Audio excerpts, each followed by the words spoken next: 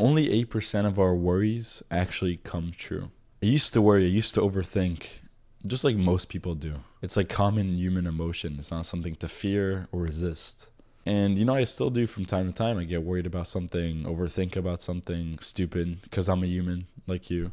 And when I do get worried, I pick up a book by Dale Carnegie called How to Stop Worrying and Start Living. I open the book and I skim one of the top chapters that have helped me in the past. I read the stories, I take it in, I think about it, and almost all the time I just feel better because I remind myself of these concepts about worrying, about overthinking that I want to teach you today. And this is exactly the point of this video. I want to give you the most helpful strategies for handling worrying that have helped me in the past, and I know will help you. I want to put it in one video so you can go back in the future whenever you're worried, whenever you're overthinking about something stupid like a test, like a random thing that happened with a girl, anything, literally anything. Come back to this video and thank me later.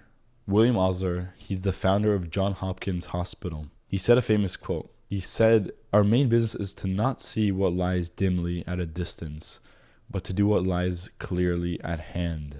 He's a very famous physician, and he says that a lot of his success could be attributed to this one concept. And this concept is called living in date-tight compartments, as he called it. This sounds complicated, but it really isn't. It's about concentrating all your efforts into the present moment, right? Living day by day, living in the present, not worrying about tomorrow. Like, yes, you can plan tomorrow. It doesn't mean you can't plan. And you can think about the past, about the great memories you had. But it's about focusing on today's work. Focusing on today like it's your last day, because who knows? It could be your last day. We live in the middle of the past and future. And we can't live in the future. We can't live in the past. We only have the present. And once you start focusing on the future or the past, you excessively focus it, like you worry, you overthink. This is when you notice it. You start feeling burdened by those thoughts and overwhelmed. Remind yourself whenever you're worried again of this concept of just living one day at a time, right? You don't have to figure everything out. You seize today like it's your last day, and you focus on the present because it's all you have, as I said. Pretend today is the last 24 hours that you'll have. You're not thinking, you're not worrying about the future because it might not even come. You're not even worrying about the past because you might die tomorrow. So remind yourself this concept of living in date-tight compartments. Many famous people, just like William Osler, have used it to their advantage, and I'm sure it'll help you as it helped me. Right? Whenever I'm stressed, whenever I'm worried, I remind myself that, yeah, this could be my last day. And I'm focusing on today's work, not tomorrow. Like tomorrow, I'll figure it out. I don't know about tomorrow. But right now I'm here and I'm doing everything that's in front of me, right? Do what's in front of you. The next time you're worried, I want you to ask yourself these 3 questions that Dale Carnegie has taught me in his book. Question number 1 is, what is the worst thing that can happen about the thing that I'm worried about, right? What's the worst case scenario, worst case outcome? So let's say you're worried about this test, this exam that you think you're going to fail. I'm going to do so bad. I'm so scared. What is the worst thing that can happen? Worst outcome? It's that you'll fail, that it'll bring your GPA down a little bit, right? That's one. The second question I want you to ask, or tell yourself, it's not even a question. It's just be willing to accept the worst case scenario. Be willing to accept the fact that, yeah, you might fail. You're worried about it. Just prepare to accept the worst case possible outcome. And it's not easy. It's not easy to accept it because you're resisting it. But try your best to accept that worst case outcome and you'll immediately feel relieved. Prepare your mind and body to accept this worst case scenario. And then let's go to the third step. The third step of what you do if you're worried is you calmly try to improve on the worst case scenario. So for this worst case scenario, it's that you fail, right? So what can you do in your actions, like physically, mentally, whatever? What can you do to improve on this worst case scenario? For you would probably be study more, right? Maybe go to tutoring, speak with your professor, just to improve on this worst case scenario so it doesn't happen. So it doesn't actually come into reality. And I understand that there's some cases that you can't actually take action on what you're worried about. I do understand that. So you will probably have to skip this step. But sometimes you could do something, and that is the best thing, where you're worrying about something, you can actually take action on it. I hope those 3 questions helped you. So use them next time you're worried. Ask yourself, what's the worst thing that can happen? Be prepared to accept the worst case scenario. And if applicable, do your best to escape or take action to improve on the worst case scenario. In one of Dale Carnegie's classes that he taught in the past, he described a man that he didn't identify by name. But this father, he's a father, and he lost 2 of his children. He was completely devastated after their loss. He was grieving. He was in bed. He wasn't doing anything. He wasn't working, crying, just sad by the death of his two children. Tragic loss. He was, to put into nice words, paralyzed. He was paralyzed with worry, with not being able to do anything. He couldn't sleep at night. Just imagine this man suffering. Luckily, the father has one child alive. Out of the two that passed away, he still has one child. And one day, his child comes up to him. He sees his dad depressed, worried, anxious. He comes up to him and he says, "Dad, could we build a toy boat together? Can we do that?" And at first the father was resisting. He's thinking to himself, I'm like pissed, I'm worried, I'm mad, you don't see me, I'm in grief. He's thinking all these things himself that he can't obviously say to his child. But then he did something that was amazing. He did say yes to his child. And that yes would completely change his life. He started to build a toy boat with his child. And it's such a, it seems harmless. Okay, he's building a toy boat. And 1 hour passed, 2 hours passed, 3 hours passed. And suddenly, he noticed that he wasn't worried. With that in mind, he started doing more things in the home. He started repairing things, building things, just keeping busy instead of just being in his bed, depressed all day.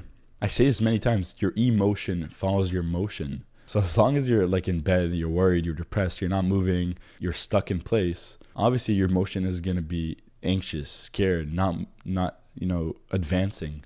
But if you move, if you keep busy, if you obviously move in a physical way, but also mentally, keep busy in the mental space, read, sign up to clubs, just find ways to keep busy, your emotion will improve. You'll feel better. You're not going to be worried as much as you were. This is what this father realized in a timeless concept that you can apply in your life. Winston Churchill, during the war, he was known to work 18-hour days. And someone asked him, I think it was a reporter, he asked him, "Winston, Sir Churchill, I have a question for you. Do you not get worried that you have such a big responsibility? You're working all day. Are you not worried?" And Winston Churchill replied, he said, "I'm too busy. I have no time to worry." Winston Churchill understood the exact principle and ideas of this father. And why does this principle work, right? Why does this concept work of keeping busy, helps to eradicate your worries and overthinking? It works because your mind cannot think of two thoughts at the same time. No matter how much you can think, oh yeah, I'm the exception, I could think of a million things. You can't have two thoughts at the same time. So this is why it's so helpful to keep busy, especially if you're worried, if you have anxious thoughts. Purposefully try to create more purpose in your life. This is the most important time, right? When you're worried, when you're overthinking, it might mean that you're not keeping busy enough. You need to do more things to keep yourself busy. So ask yourself, am I worried because I'm not busy enough? It could literally be an issue of you. You have so much time in the day. You're wasting so much time. You're on your phone. You're on Instagram. You're on TikTok. That you might have just so much time to worry. If you lower that amount of time, that you have less time to worry because you're focused. You're building something. You're creating something purposeful. It really might mean that you'll worry less. So this is not groundbreaking, but it's something to realize, something to keep in mind. In the book, there's a very memorable story that I keep in the back of my head whenever I'm worried. It's a story of a man in the U.S. Navy. It's 1945, and he's in a submarine in the Indochina coast, and he realizes that he's about to die. A Japanese plane spotted the submarine, and it sent those coordinates to another Japanese destroyer in the area. And the men aboard, the 80 men aboard the submarine knew they were fucked. They knew the destroyer is coming for us. It's stronger. It has more firepower, and we're literally screwed. So what the men aboard the submarine, they decided, okay, it's time to go down to, deeper depth in the ocean. It's time to be quiet, right? So they won't hear us. It's time to close all the fans aboard the submarine. No one speaks a word. Even, tighten the bolts on the submarine, right? This is 1945. Make sure that if by any chance depth charges do come near our submarine, we're not completely fucked. So guess what? They did that. But sadly, they received 6 depth charges from the Japanese destroyer. 6 depth charges that completely pushed them from around 150 feet to 300 feet. Just imagine the fear that the men aboard the submarine had, fearing for their lives, sweating. It's 100 Fahrenheit there. They're sweating. They're just thinking they're going to die any moment now. The main character in the story, he says that under 500 feet of depth charges, usually it's fatal. Usually you're just going to die. You have not a big chance of living. So this man, the main character, he uttered the words, "This is death. I'm gonna die." He started being extremely anxious, sweating. And guess what? These depth charges were not just like quick thing. It kept on happening for another 15 hours, right? They were like, the Japanese destroyer were chasing the submarine for 15 hours. And this whole time, this guy's like talking about like his fear of dying. And he starts reminiscing and reminding himself of his life, and specifically about all the worries that he had, all the small things that kept him busy and worried and overthinking throughout his life. Things from the scar that he had on his face, the small scar that bothered him, to his career choices, just like small things that bothered him in his life that were literally no match for the situation that he's in right now. He was laughing at himself. Why did I worry about all these small, dumb things in my life? Where like literally I'm about to die. I feel like I'm dead almost already. So at that point he promised himself, if I somehow miraculously get out of this situation alive, I will stop fearing and worrying about these small things that I worried about. He literally thought how absurd it was and how dumb it was that he worried about all these things that were not even close in comparison to dying inside like 500 feet, 400 feet in the middle of nowhere in a submarine. We don't have to get into life or death situations to get this lesson, right? I just told you this lesson. You can learn from this random man that Dale Carnegie talked about. We don't need to put ourselves in danger to understand it, but it's great. Stories like these are important because it just tells us, it gives us perspective, right? Most likely the thing you're worried about is so small. It's probably a worry that doesn't even mean much on a greater scale. So Dale Carnegie ends his chapter by saying, life is too short to be little. Let's not allow ourselves to delve into these small things and worry about these small things that we will soon forget. So remind yourself this, bro, like most likely the thing you're worrying about, it's so small, like in comparison to other things like dying. And this also brings me the idea of gratitude. You probably live in the best time in mankind, like the time where you have the most resources, the most freedom. Like you're not in a war, you're probably not fighting for your country. You likely are in good health. You have a phone, you have a computer, you're watching this video. You have a good life. So it's great to sometimes have a bigger picture in life and introduce gratitude in specific moments that you're worried. Introduce gratitude that, yeah, my life is amazing actually. Like I'm worried about this really small thing, but I'm so lucky. I'm so lucky that I have friends, I have family, I have support system, I have YouTube, I have education, I have amazing resources. I'm living in 2024.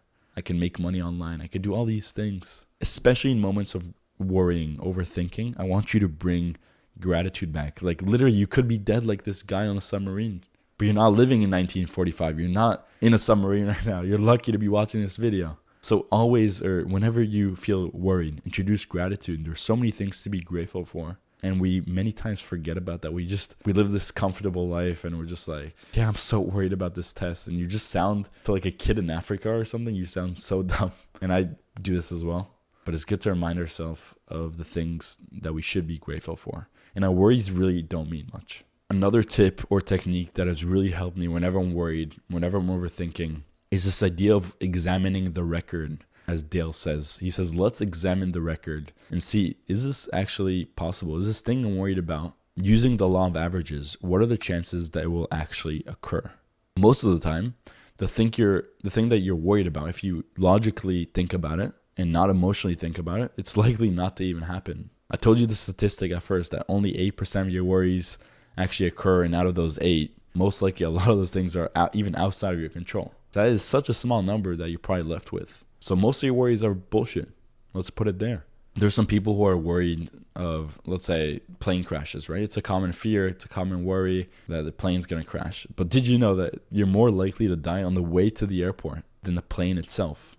A plane today in 2024, it's probably one of the most safest forms of transportation. Just think about it. You can literally die. You have a higher chance of dying on the way to the airport than flying on a plane.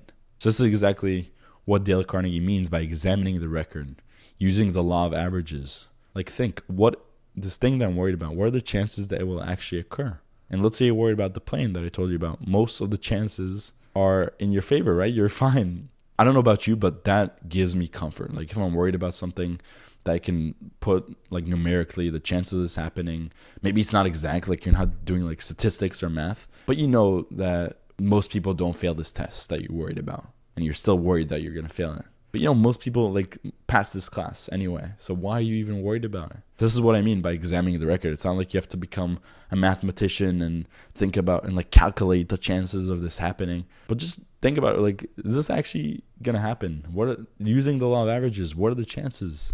Try to quantify in your head, and most of the time, the chances are so low. And that should give you comfort. That should give you comfort and make you feel better about what you're overthinking, what you're worrying about. The last concept that I want you to leave with is this idea of not sawing sawdust, as Dale Carnegie says. Sawdust by nature is one of the smallest forms of wood, right? You can't saw it again because it's like this, it's like sand, right? It's like small. So not only is it impossible to saw it again, it makes no sense. It's stupid.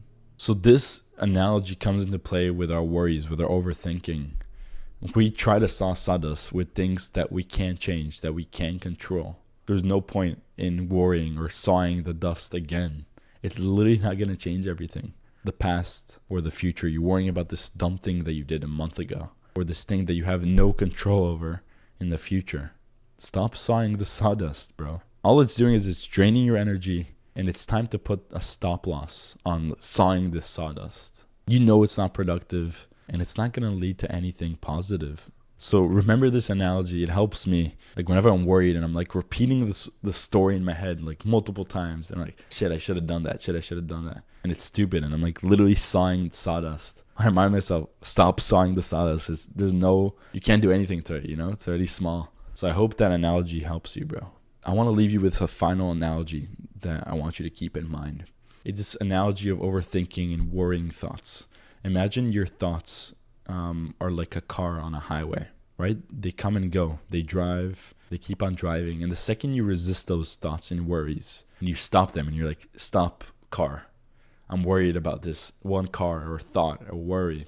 I want to stop you. I want to resist you. I want to just play this story in my head. That's when a traffic jam starts, right? And there's more cars behind the initial car that you stopped. And it gets worse and worse. But let's think of the other way around. When you take almost like a bird's eye view of the highway and you just watch from a distance, you just look at the cars or the thoughts in this analogy, the negative thoughts, the negative worries. You look at them from a bird's eye view and you don't judge them. You don't resist them. You don't stop them. You don't tell the car to stop. You just view them. What happens?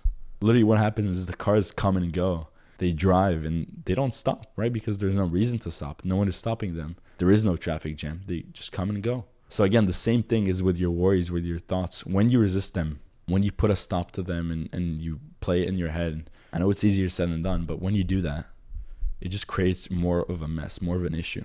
So this comes back to meditation. This is what meditation does. It's viewing your thoughts in a bird's eye view, not resisting them, because your worries, your thoughts will come and go. I worry like you. I have overthinking thoughts like you. They're not supposed to disappear, but you just get better at kind of dealing with them when you meditate more. And that teaches you to be non-judgmental of the thoughts and view them from a bird's eye view. So this is a quick reminder to keep on meditating. Meditate today, bro. 20 minutes or more, there's literally no reason not to. This is an actionable step. Brother, I hope this kind of guide help you to stop overthinking. I want you to come back to this guide whenever you're stressed, whenever you're overthinking about something dumb. Remind yourself of these concepts, these strategies. I literally took this book. It's Dale Carnegie's book. And I picked the most helpful chapters and I broke it down for you.